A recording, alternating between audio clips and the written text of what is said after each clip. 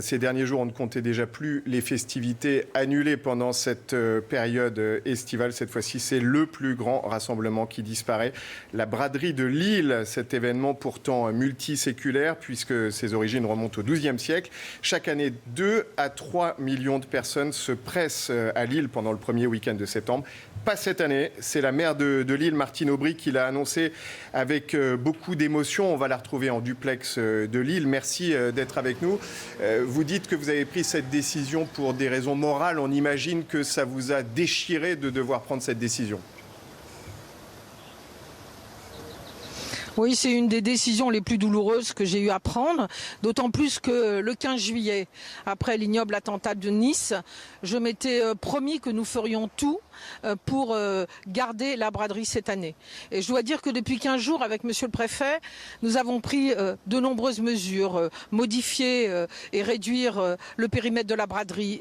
Nous avons déjà prévu la location de béton, de blocs de béton tout autour du périmètre. Le préfet a obtenu, au-delà de l'interdiction évidemment des bouteilles en verre, des bonbonnes, de beaucoup d'autres mesures que nous avions mises en place, le préfet a obtenu du ministère de l'Intérieur des moyens considérables.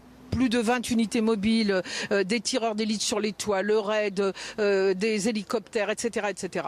Malgré tout, ces derniers jours, j'ai refait le tour de la braderie dans ma tête et je me suis dit, est-ce qu'il n'y a plus de risque majeur, maximal? Est-ce que la sécurité maximale est là aujourd'hui, ce que nous recherchons depuis 15 jours? Et force est de constater, avec les milliers de voitures, de camions, de camionnettes qui rentrent à partir du 15 août, que même si on peut les contrôler une fois, on ne peut pas les recontrôler en permanence. Force est de constater que l'accumulation de personnes dans des zones exiguës autour du parc Jean-Baptiste Lebas, à Lille, un grand parc où il y a les antiquaires, dans les rues exiguës de Lille, d'abord la panique de gens au moindre bruit, à la moindre dispute peut créer des problèmes. Et puis, si un fou est là, alors ça peut être le carnage.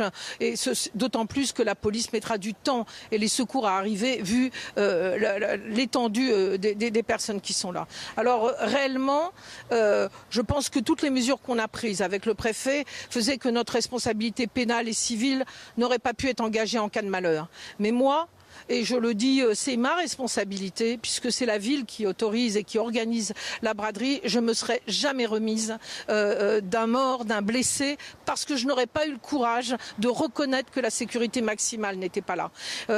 Elle n'est pas là aujourd'hui. Je le dis, c'est d'abord la protection des habitants qui compte pour moi. C'est un déchirement. Je suis aussi déçue que tous les Lillois qui l'attendaient, que tous ceux qui voulaient nous rejoindre. Mais je crois que c'était la responsabilité à prendre. Et je la prends déchirée, de manière douloureuse, mais avec le sentiment qu'on va rebondir l'année prochaine. On va retravailler pour une braderie 2017 qui va être la plus belle qu'on ait fait ces dernières années, qui va retrouver l'esprit de braderie qui avait un peu disparu parfois, qui va être beaucoup plus sûr. Nous allons y travailler dès ce soir. La braderie continuera, elle ne disparaît pas comme vous l'avez dit. Elle est suspendue cette année, malheureusement. Elle continuera et de plus belle, je vous l'assure.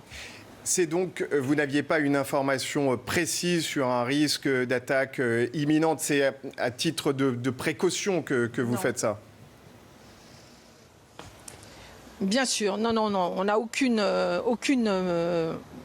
information et le préfet n'en a aucune de cette nature. Mais nous ne sommes pas dans un événement classique, c'est la braderie, la grande braderie. Plus de 2 millions de personnes. Nous faisons des vides-greniers tous les week-ends. Il va y avoir la fête foraine qui va exister. Mais parce que là, nous sommes dans des lieux circonscrits où il y a peu de personnes au même endroit et où, bien sûr, le risque existe partout aujourd'hui. On l'a bien vu avec ce qui s'est passé avec le prêtre assassiné.